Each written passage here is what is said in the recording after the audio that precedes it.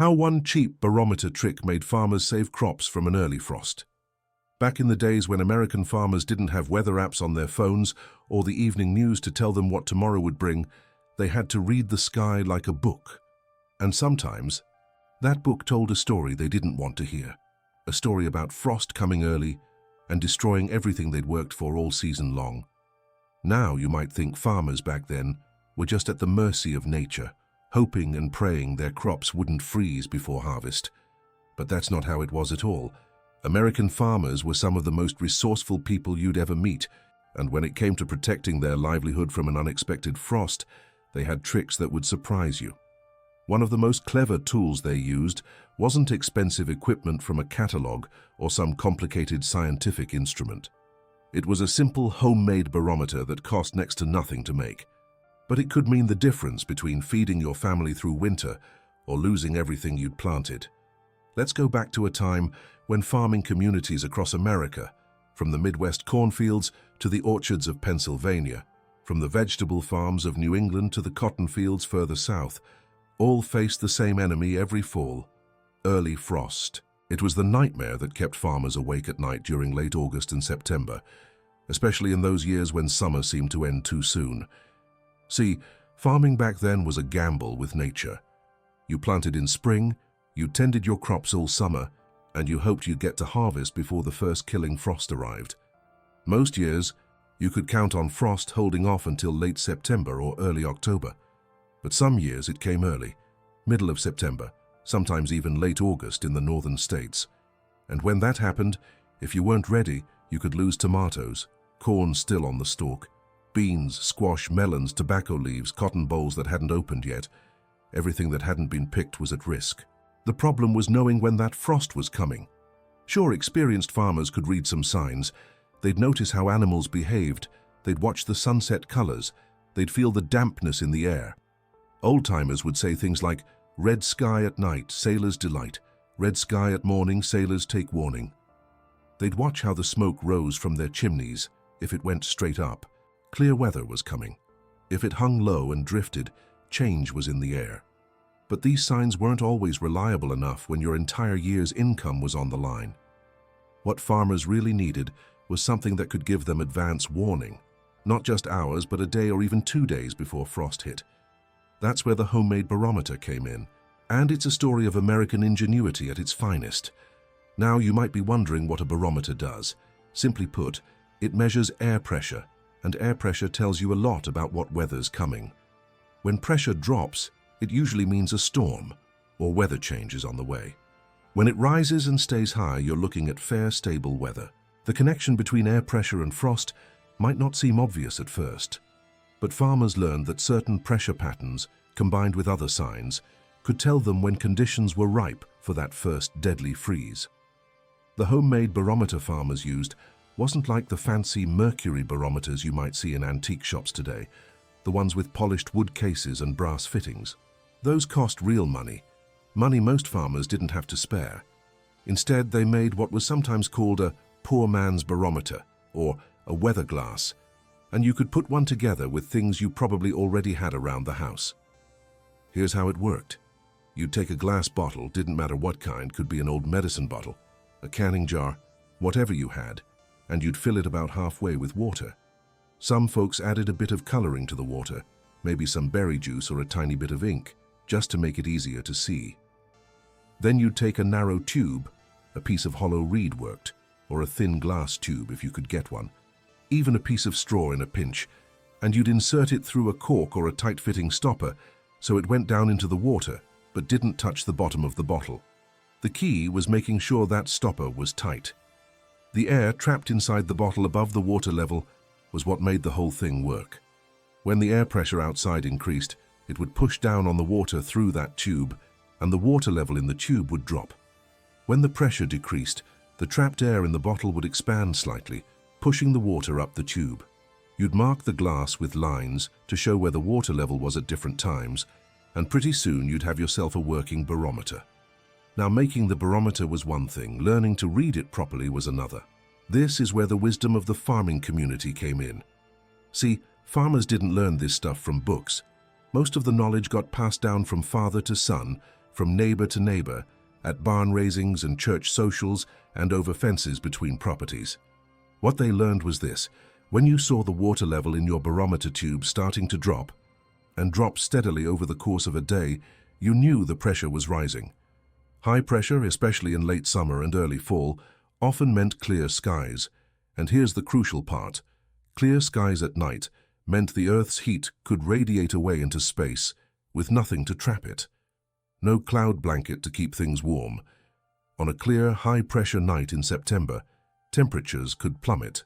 If that high pressure came in after several days of warmth, and especially if the wind died down and the air got real still, farmers knew they might be in for frost.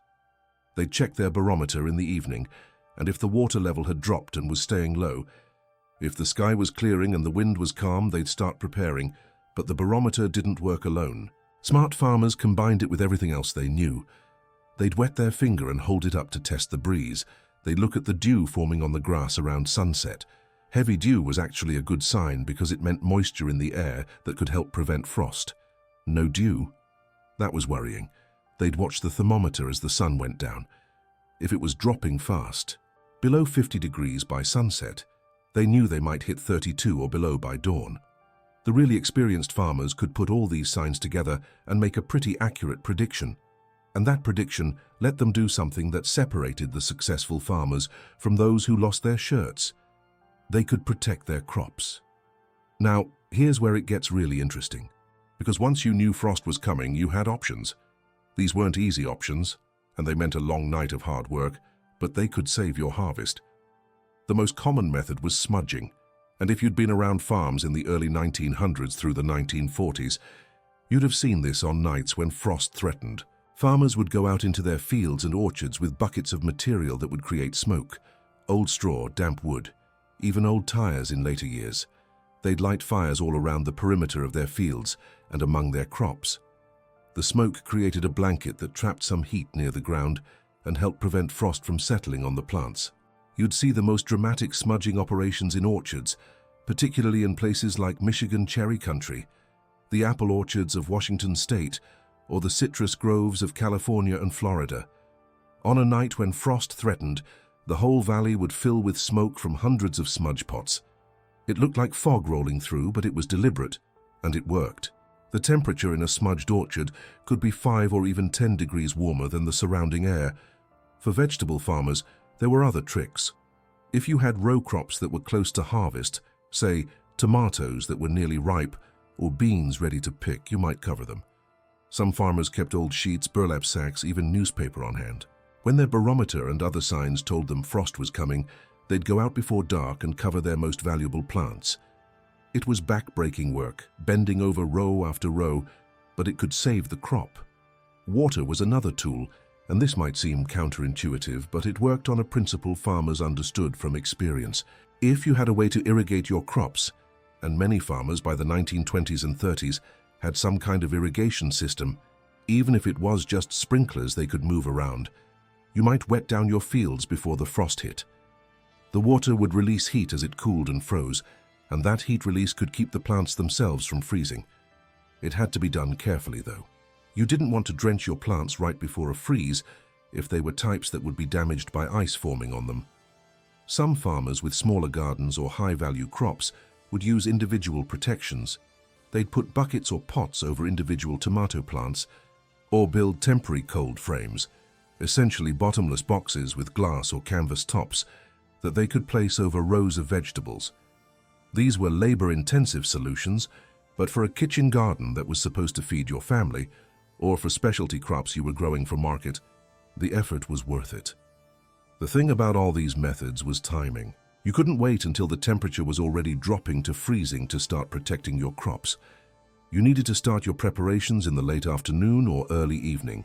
That's why having advance warning was so crucial, and that's why that simple homemade barometer was so valuable. Let me tell you about how this might have played out on a typical farm in, say, southern Wisconsin or central Illinois in early September of 1938. The family has 50 acres planted in various crops: corn, tomatoes for canning, green beans, some melons, a good-sized potato patch. They've been watching the weather closely because they know September can be tricky. The corn's not quite ready, but the tomatoes are heavy on the vines, and those melons are just about perfect. The farmer checks his homemade barometer on Tuesday evening, and he notices the water level in the tube has dropped about an inch from where it was that morning. He steps outside, and the sky's clearing after a warm, humid day. By Wednesday morning, the barometer's dropped another half inch. The air feels different, drier, crisper. Wednesday afternoon, he talks with his neighbor at the feed store, and the neighbor mentions his barometer's been dropping too. Wednesday evening, the farmer makes his decision. The barometer's still low, the sky's crystal clear. There's barely a breath of wind, and the temperature's already down to 48 degrees with the sun still up. Frost is coming, he's sure of it. He gathers his family, and they start preparing. First, they pick what they can. The wife and older children go through the tomato patch, harvesting everything that's remotely close to ripe. Some tomatoes that are still a bit green get picked too because they'll ripen inside, and that's better than losing them to frost.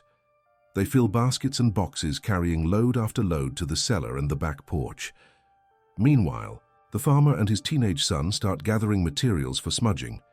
They load a wagon with old straw, some wood that's not quite dry enough for the stove, some corn stalks from last year. They position piles of this material around the perimeter of the tomato patch and the melon patch, which are the most valuable crops still in the field. As darkness falls, the temperature's already down to 40 degrees. The farmer knows they're in for it. Around 9 o'clock, they light their smudge fires. The smoke drifts across the field, creating an eerie scene in the moonlight. The family takes turns through the night, keeping those fires burning and smoky, adding material when needed. They also lay sheets and burlap over some of the closer tomato rows, the ones nearest the house. It's exhausting work, but everyone pitches in.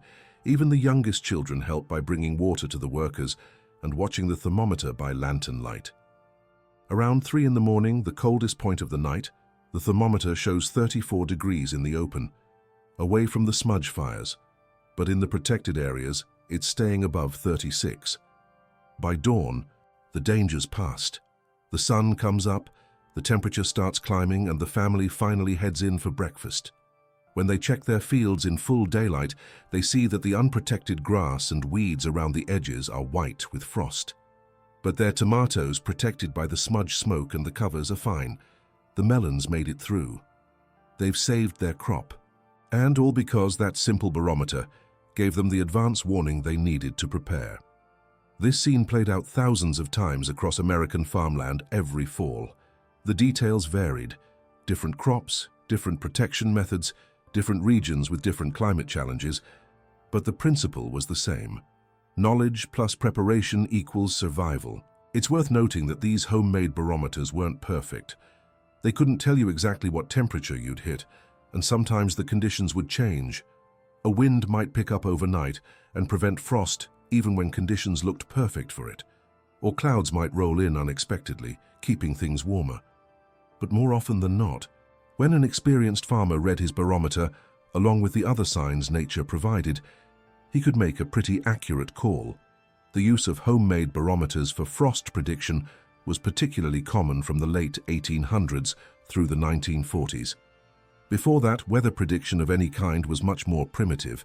After the 1940s, commercial weather forecasting became more available through radio and eventually television. And later, farmers could call a special weather number to get forecasts. But that homemade barometer remained a trusted tool even as other technologies emerged, because it gave farmers direct, real-time information about what was happening right there on their land. There's something important to understand about farming during this era. These weren't people who could just shrug off a crop loss and try again next year. Many families were operating on extremely thin margins. A bad frost that wiped out crops before harvest could mean not just financial loss, but genuinely not having enough food for the winter. The vegetables a farm family grew fed that family directly. The cash crops they sold paid for the things they couldn't produce themselves: sugar, coffee, flour, cloth for clothes, fuel, repairs. This made the difference between surviving and thriving sometimes rest on small advantages, like knowing 12 hours in advance that frost was coming. That homemade barometer, which cost maybe a nickel's worth of materials if you had to buy anything at all, could protect hundreds or even thousands of dollars worth of crops. In terms of return on investment, you couldn't beat it. The knowledge of how to make and use these barometers was part of a larger body of weather wisdom that made American farmers some of the best amateur meteorologists in the world. They had to be. Their survival depended on it. They learned to read clouds, knowing that mares' tails, those high wispy cirrus clouds, often meant weather was changing. They knew that a ring around the moon suggested rain within a day or two. They learned that certain birds would fly lower before a storm, and that cattle would often lie down before rain came. All of this knowledge got combined and refined through experience and shared through communities. At church on Sunday, farmers would compare notes. Did you see your barometer dropping Tuesday? Yes, and we smudged Wednesday night. Lost a few plants on the north edge, but mostly came through fine. We covered ours, but Johnson down the road didn't prepare in time. Lost half his tomato crop. This sharing of information was crucial. A farmer who'd recently moved to an area could learn from those who'd been there longer. Someone who'd tried a new frost protection method could report on whether it worked. The accumulated wisdom of the community benefited everyone. Young people growing up on farms learned these skills as naturally as they learned to walk. A boy of 10 might be shown how to check the barometer. By 12, he'd be trusted to monitor it and report changes. By 15, he could read the combination of signs and make his own predictions. A girl learning to manage the household would learn which crops needed to be harvested first when frost threatened, how to handle green tomatoes to get them to ripen inside, how to preserve food in a hurry when an unexpected freeze brought everything in at once. This knowledge was practical education in the truest sense, skills that directly impacted daily survival and prosperity, and it created a kind of confidence and self-reliance that characterized rural American communities. People knew they had some control over their fate. They weren't helpless in the face of nature. They had tools, knowledge, and the willingness to work hard when necessary. The homemade barometer also represented something important about American farming culture, the value of ingenuity and making do with what you had. Farmers couldn't always afford the best or newest equipment, but they could figure out how to solve problems with available materials. They could observe, experiment, learn, and adapt. That bottle and tube barometer was a perfect example of this mindset, taking a scientific principle and making it accessible with everyday materials. It's interesting to note that different regions developed slightly different variations on the basic design. Some folks would add alcohol to their water to prevent freezing in cold weather, which mattered if you were keeping your barometer in an unheated barn or shed. Others would mark their tubes with more detailed scales, essentially creating their own pressure measurement systems. Some families kept careful records over years, noting the barometer reading on nights when frost occurred, building up a reference guide for their specific location. The scientific principle behind these barometers was sound.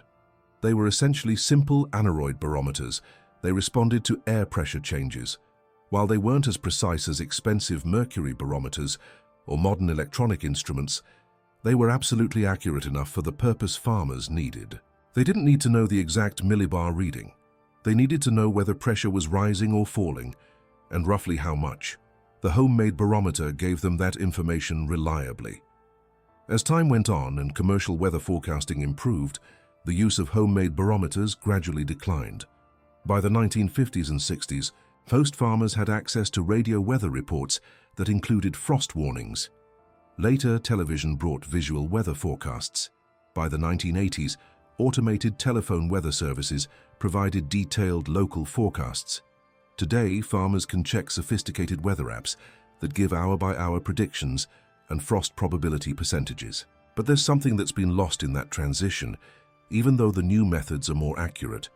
Modern farmers might know a frost is coming, but they're getting that information from somewhere else, from someone else's instruments and calculations. The old-time farmers using homemade barometers were engaging directly with the natural world around them. They were observing, measuring, interpreting. They were connected to their environment in an immediate personal way. There are still some old-timers today who keep a simple barometer around, even though they also check the weather on their phones.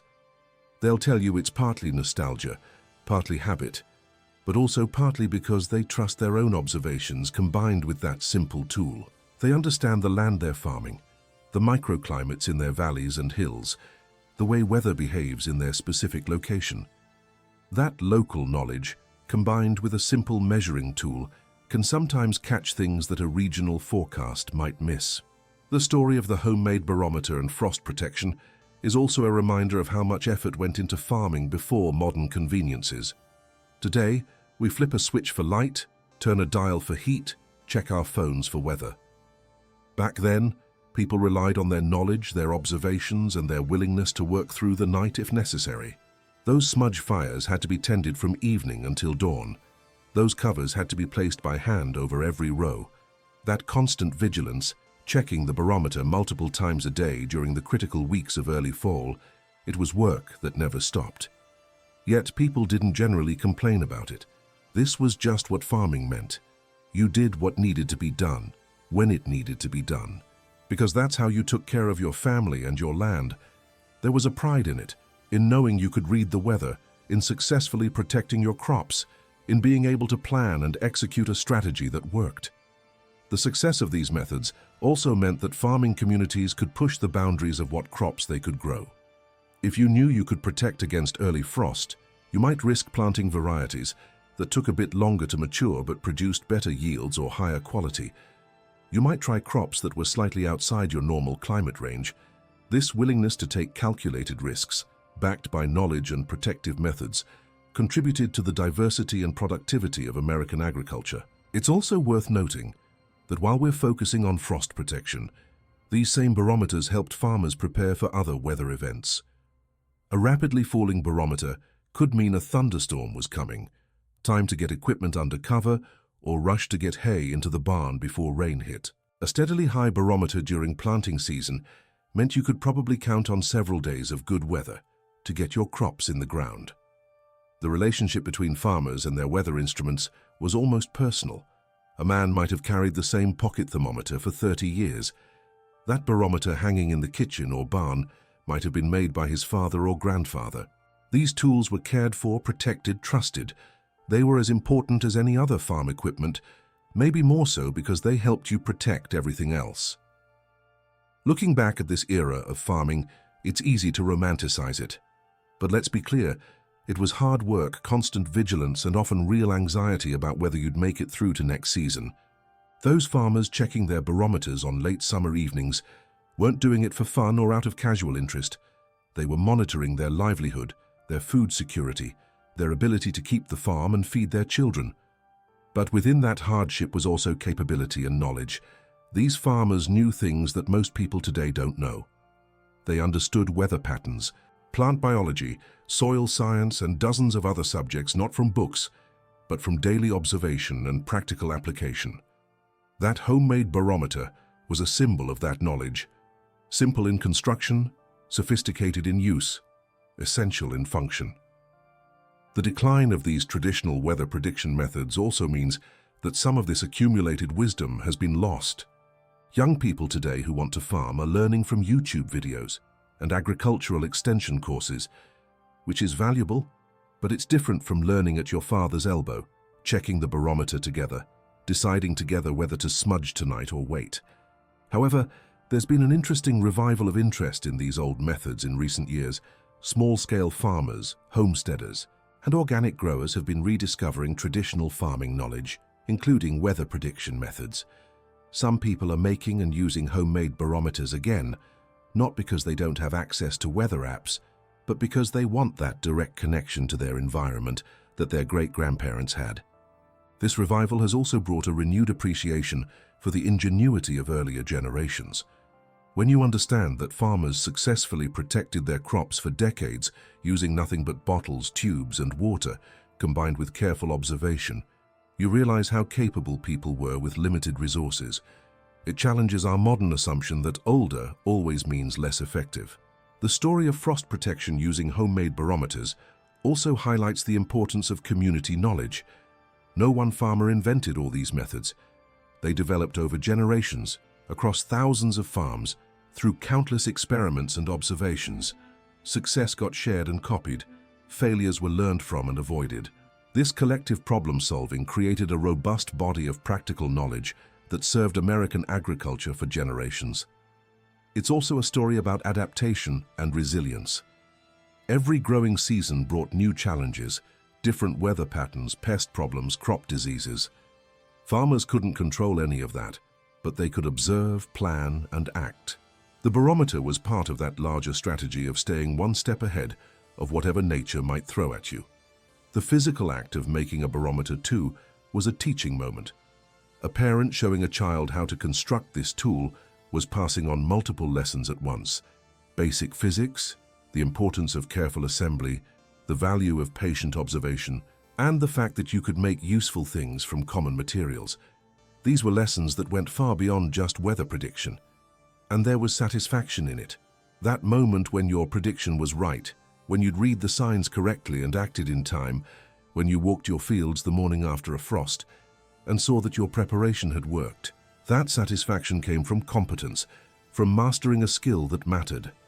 The transition from these homemade tools to modern weather forecasting wasn't immediate or complete.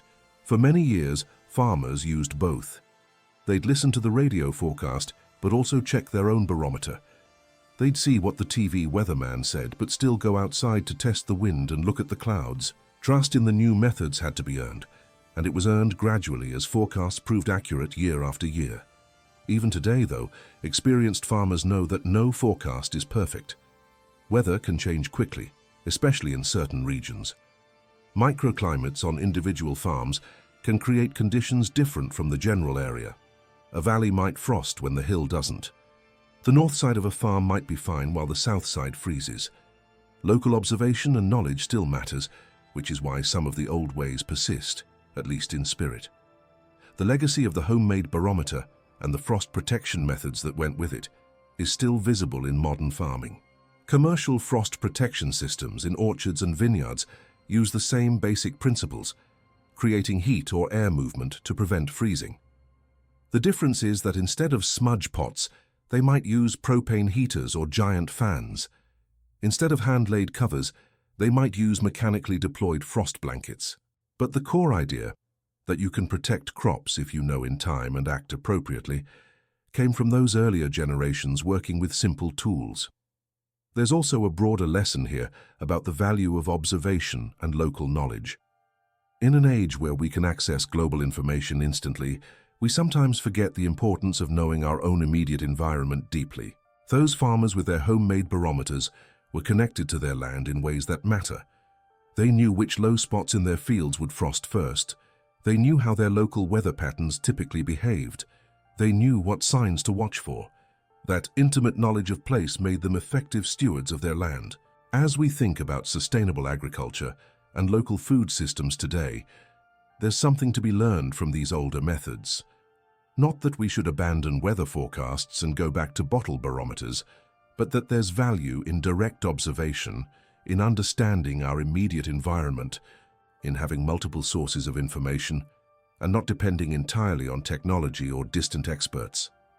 The story of American farmers protecting their crops from early frost using homemade barometers is ultimately a story about human ingenuity, community knowledge, hard work, and the deep connection between people and the land they farm.